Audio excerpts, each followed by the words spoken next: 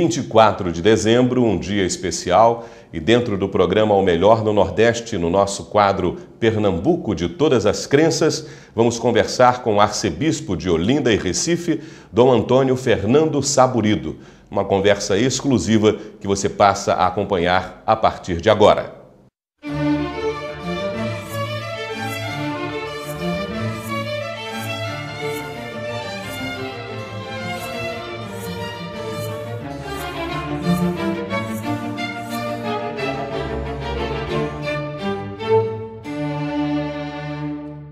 Iniciamos agora o nosso programa O Melhor no Nordeste com a entrevista com o arcebispo de Olinda e Recife, Dom Antônio Fernando Saburido. Bom dia, Dom Fernando. Muito bom dia, agradeço a oportunidade de estar com você participando do programa.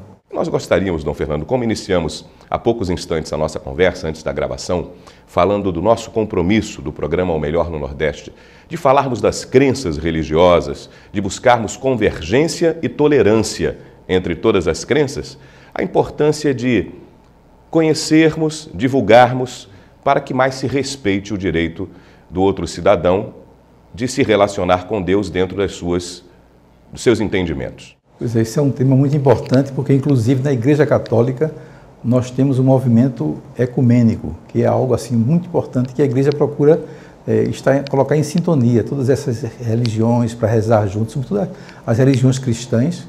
Nós somos, muitas vezes, o Santo Padre, o Papa João Paulo II e o Papa Bento XVI, sempre tem essa iniciativa de promover um momento de oração dos cristãos, todos, independentemente da sua crença. O senhor nos explica o que é o arcebispo de Olinda e Recife? O episcopado é o terceiro grau do sacramento da ordem. São 3 graus, diaconato, presbiterato e episcopado. De modo que qualquer jovem que pensa em consagrar-se à vida religiosa, ele decide, por exemplo, ser padre. Mas o episcopado, que é o terceiro grau, é algo que a Igreja convida alguns padres, né, que se destacam, que conseguem ter mais facilidade para uma ação pastoral mais concreta, então são convidados para o episcopado. Isso é uma escolha da Igreja, não é uma pessoa que decide ser bispo, né? De modo que o episcopado é o terceiro grau. Agora, todos esses títulos, arcebispo, núncio, cardeal, papa, são títulos que a Igreja oferece para as pessoas, entende? Mas, de fato, todos somos bispos. Mas tudo começa com um seminário, bispo?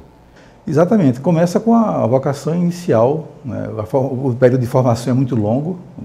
Geralmente quem quer ser padre tem que fazer o curso de filosofia e o curso de teologia. Isso leva aproximadamente 7 anos, além do período propedêutico, que é o período inicial. E terminada então a formação, ainda existe um período de experiência, né? Um período de estágio em determinadas paróquias para poder então se decidir a ordenação do padre, do presbítero. A avaliação feita pelos superiores, sempre pensando também não só no que é o tempo de estudo, que estudar qualquer um pode sentar e estudar, mas a vocação para a tarefa, não é? O clero diocesano decide isso aí em conselho, o conselho presbiteral, que nós chamamos. Então, os candidatos são apresentados pelo conselho presbiteral, depois da formação, e o conselho então vai decidir, vai discernir e votar favoravelmente ou não aquela ordenação sacerdotal. O sacerdócio não pode ser visto nunca como status, como promoção, mas como um serviço. O padre é ordenado para servir especialmente as pessoas mais necessitadas, as pessoas mais pobres. De modo que essa é a característica principal do sacerdote, estar a serviço. E isso ainda é mais evidente, essa questão do serviço social, no primeiro grau, o sacramento do diaconato, né? Atualmente, inclusive, a Igreja, depois do Vaticano II, do Concílio Vaticano II, tem promovido a ordenação de senhores casados para o primeiro grau do sacramento da ordem. É o diaconato permanente. Esse ano, por exemplo, aqui na nossa arquidiocese, nós tivemos a alegria de ordenar 11 senhores casados no primeiro grau do sacramento da ordem. São diáconos casados que estão aí fazendo um trabalho muito bonito nas comunidades que estão sob os cuidados deles. E não era uma coisa muito comum, né, Dom Fernando? Não. Algumas dioceses não têm ainda o diaconato permanente, mas há grandes arquidioceses que precisam de mais material humano para trabalhar pela Igreja estão adotando essa metodologia e realmente é muito bom, né? Tem feito muito bem. São aproximadamente 56 que estão fazendo o curso de teologia para futuramente se tornarem diáconos casados. Então, Fernando, o senhor foi ordenado padre, na época o arcebispo de Olinda e Recife era Dom Helder Câmara. Quais eram as características que o senhor lembra do trabalho de Dom Helder? Olha, eu me sinto privilegiado pelo fato de ter sido ordenado por Dom Helder, mas eu sou beneditino, eu sou um monge beneditino. E eu estava no mosteiro de São Bento, aqui de Olinda, né, quando chegou o meu momento de ser ordenado presbítero. E Dom Helder foi convidado, de modo que o monge tem uma característica especial, é um homem de clausura, que vive realmente intramuros. E a gente não é muito... O monge não é muito voltado para a ação pastoral, é mais um trabalho interno, atrair as pessoas para o mosteiro para oferecer formação, espiritualidade, etc. De modo que eu tinha poucos contatos com Dom Helder, por conta disso, porque eu estava mais no claustro, né? E sempre admirei muito Dom Helder pelo seu valor, pela sua capacidade de articulação, né, pelas suas opções, sobretudo voltada para os interesses dos pequenos. Né, mas eu nunca tive assim a oportunidade de ter conversas mais longas com Dom Helder. Depois, porque quando eu me ordenei, ele já estava se deixando praticamente a arquidiocese, de modo que a convivência foi muito pequena. E o senhor trabalhou também ao lado de Dom José Cardoso Sobrinho, e foi um aprendizado, naturalmente, para o que o senhor hoje realiza. Exatamente. Eu me tornei bispo no ano 2000, o ano santo, né? Fui ordenado em agosto do ano 2000, dia 20 de agosto, no Geraldão, aqui em Recife. Dom José Cardoso foi o principal ordenante, foi quem presidiu a celebração. Né? E eu fiquei 5 anos com Dom José Cardoso aqui em Recife, né? Auxiliando ele, procurando realmente colaborar, sobretudo na pastoral. Durante quase todo o tempo, eu fui o coordenador arquidiocesano de pastoral, de modo que a minha área era mais a pastoral. Né? Dom José Cardoso, ele ficava mais na questão administrativa, né, organizacional da arquidiocese, e eu mais voltado para as questões pastorais. E agora o compromisso? Pois é, eu tive a alegria de ter 2 experiências bem interessantes que foram muito válidas para assumir agora a arquidiocese. A primeira foi esses 5 anos aqui como auxiliar, né, com Dom José. Eu aprendi muito com ele, né, e depois eu fui para a diocese de Sobral, assumi a diocese de Sobral. Em 2005, o Santo Padre me nomeou, Bento XVI já, para bispo de Sobral. Então, uma diocese que fica lá no sertão do Ceará, um povo muito bom. Sobral é um centro de cultura, né? Tem várias universidades, é uma cidade de referência para aquela região norte do Ceará. E lá em Sobral, eu tive a chance de fazer um bom trabalho, graças a Deus, né, com o apoio da comunidade. Isso me deu também muita experiência, né, muita experiência. E lá em Sobral tinha também muita convivência com a regional da CNBB. Lá eu fui o secretário. Aqui em Recife, como bispo auxiliar, eu fui também presidente do regional. De modo que tudo isso somou para que eu pudesse me sentir um pouco mais em condições de assumir esse desafio de ser arcebispo de Recife, que é algo assim muito grande, para o qual me sinto pequeno, né, mas conto muito, né, com o apoio do clero, do povo de Deus, que tem sido assim, maravilhoso comigo e tem me ajudado muito. Então, Fernando, e a mensagem cristã, os ensinamentos de Jesus, continuam repercutindo e tocando os corações dos homens? Essa juventude da informática, da era cibernética, ela está atenta e sensível aos ensinamentos de Cristo? Olhe, para a alegria nossa, a gente percebe que os jovens estão cada vez mais, né, chegando, e através desses meios modernos de comunicação. Nós tivemos em 2007, aqui no Brasil, a 5ª Conferência do Episcopado Latino-Americano e Caribenho. E naquele ano que o Papa veio ao Brasil para fazer a abertura dessa conferência, nós tivemos uma assembleia da CNBB, dos bispos, que estava tratando o problema da juventude. Inclusive, gerou um documento muito importante, o documento 85, a Evangelização da Juventude. E quando o Papa veio para fazer essa abertura da 5ª Conferência do Episcopado Latino-Americano e Caribenho, ele fez questão de ter um encontro com os jovens. Isso aconteceu no Morumbi.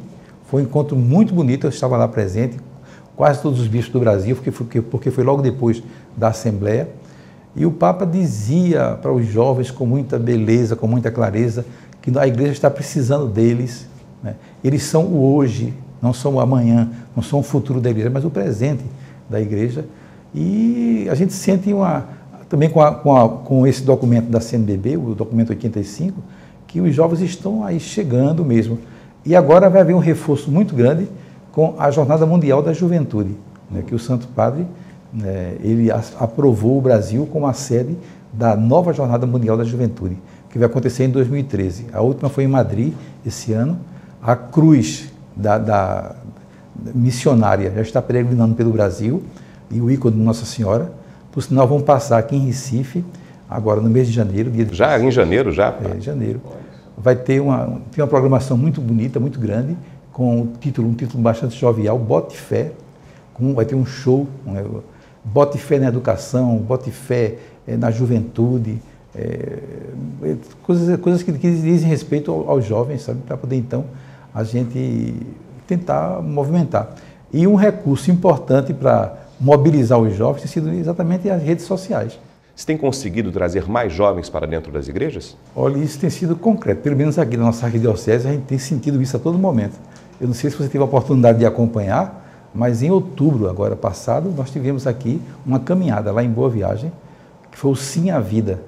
Né? E, segundo os cálculos da polícia, tinha aproximadamente 100 mil pessoas. Foi uma coisa muito bonita. E o que mais se falou foi que a presença maciça ali era dos jovens, né? Com aquela alegria toda, com aquele vigor, né? E eu fiquei muito feliz com aquilo, sabe? Com essa experiência. É tanto que eu fiz a proposta para os bispos da província de Olinda e Recife, que é o estado de Pernambuco todo. Nós somos 10 dioceses, para ampliar no próximo ano o Sim à Vida para todo o estado de Pernambuco. De modo que todos os bispos estarão presentes, trazendo comitivas das várias dioceses. Vai ser um acontecimento assim bonito. Muito bom. A partir dessa experiência que tem dado tão certo. Evangelizar através da música é mais fácil? Se consegue atingir ao jovem? É uma ferramenta importante a música na evangelização? Sem dúvida, a música é uma coisa muito importante na igreja, né? Cantar, como fala Santo Agostinho, é rezar, né, 2 vezes, de modo que depende da maneira como você usa, né, esses recursos. Eu acho que uma celebração, né, bem cuidada do ponto de vista musical, isso aí atrai muitas pessoas, né, facilita, né, a oração. Agora, o que a gente não pode é extrapolar, né? Às vezes a gente fica em algumas celebrações que a música está tão alta que não consegue favorecer um clima para a oração. Então é preciso ter bom senso para poder conduzir, né, de maneira equilibrada todos esses recursos que são importantes, e assim então a gente poder ir melhorando aí a nossa qualidade na liturgia, nas celebrações, etc.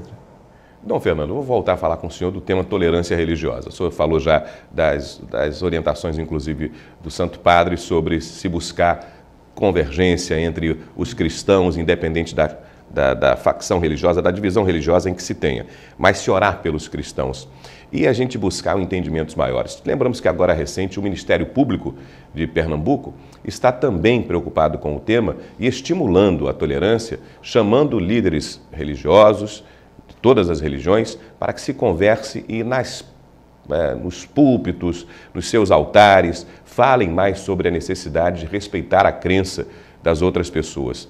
Esse é um assunto que o senhor acha que deve também ser tratado dentro das igrejas, dos templos, para se falar, respeite a crença do seu irmão fora desta casa? Sem dúvida, isso é algo que a gente precisa realmente crescer nesse aspecto, né? Existem diferenças, mas a unidade vai ser possível no momento que cada um procurar fazer a sua parte, cedendo um pouquinho mais, para que possa haver uma convivência salutar. O ecumenismo, existe o ecumenismo e existe o diálogo interreligioso. O ecumenismo é mais, né, para as igrejas cristãs, porque tem algumas igrejas que não creem em Jesus Cristo.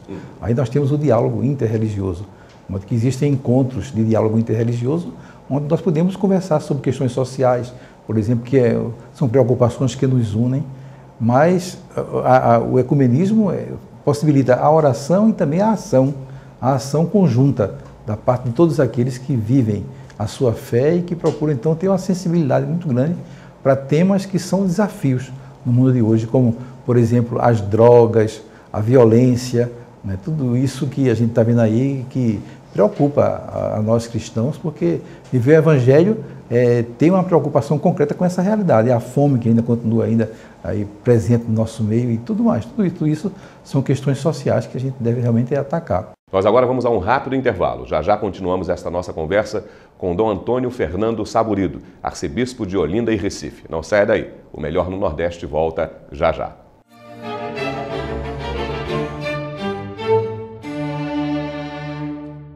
Você está acompanhando no programa O Melhor no Nordeste de hoje uma entrevista exclusiva com o arcebispo de Olinda e Recife, Dom Antônio Fernando Saburido. Nós vamos a um rápido intervalo e dentro do nosso quadro Pernambuco de Todas as Crenças, nós voltamos já já.